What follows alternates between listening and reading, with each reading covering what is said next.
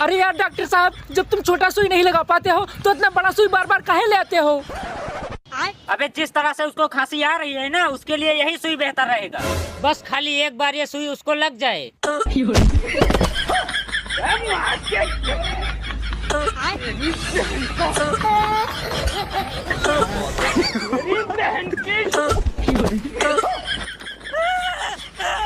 अबे साले, साला जब से इसका इलाज करने लगे हैं जिंदगी झंड हो गया है एकदम से। डॉक्टर साहब, अगर इस बार सुई नहीं लगा पाए तो तुम्हारे नाम से मुकदमा लिखवा देंगे हम। मुकदमा कौन बात के? तुम झोला छाप डॉक्टर हो इसी बात के। साला अगर इसी बात है तो उसको सुई लगा कर रहूंगा। हाँ साला, एकदम से जीना हराम करके रखे, अब हम सुई नहीं लगाएंगे। जा